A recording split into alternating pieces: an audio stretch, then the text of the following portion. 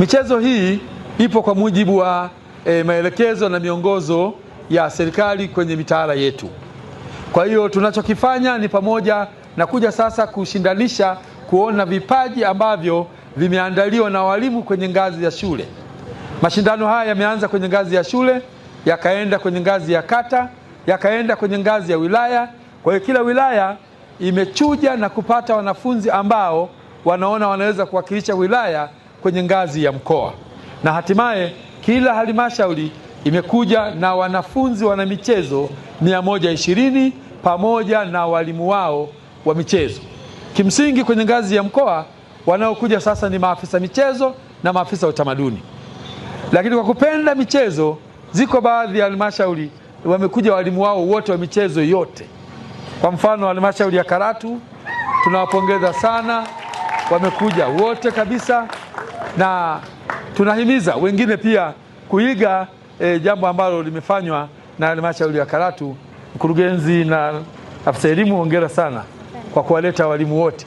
Tunatamani na halmashauri nyingine zifanye hivyo.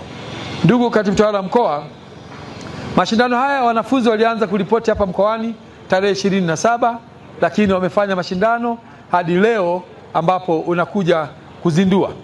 Kazi ambayo utakuja kuifanya hapa leo ni pamoja na kuzindua michezo yenyewe ya UMITASHUMTA ndani ya mkoa pamoja na michezo ya UMISETA ndani ya mkoa. Kwa hiyo walioko hapa leo ni wanafunzi wana michezo wa UMITASHUMTA, lakini UMISETA watafuata baada ya hawa kuondoka. Ndugu katibu tawala mkoa, michezo hii imeshindanisha timu mbalimbali. Pamoja na kufungua, utatoa pia vikombe kwa timu ambazo zimeshinda kutokana na ushindani ambao tumeuendesha kwenye mkoa wetu. Tumeunda timu, ndugu katibu tawala mkoa.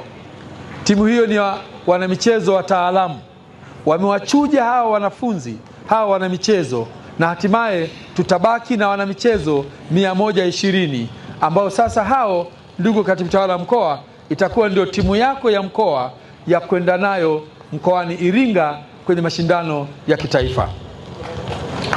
Katika mwongozo wa michezo, katibu tawala wa mkoa ni mwenyekiti wa michezo hiyo ndani ya mkoa, na afisa elimu wa mkoa ni makamu mwenyekiti kwenye ngazi ya mkoa. Kwa hiyo hapa mbele utakuwa na ambao, ndugu katibu tawala mkoa, watakuwa wamechaguliwa kuwakilisha timu ya mkoa, lakini watakuwa vijana wetu ambao kwa sababu nafasi ni chache wote wanaweza, lakini tunahitaji kupata 120 tu wa kuwakilisha mkoa. Kwa sababu hiyo wako ambao watarudi kwenye vituo vyao, kwenye shule zao, kuendelea na michezo kwenye ngazi za shule. Hata hivyo tunaendelea kuhimiza walimu wa michezo, maafisa utamaduni, maafisa michezo kuhakikisha kwamba wanafunzi wanaendelea kucheza kwenye vituo vyao, kwenye vitalu vyao. Tunaelekeza walimu wakuu kutoa nafasi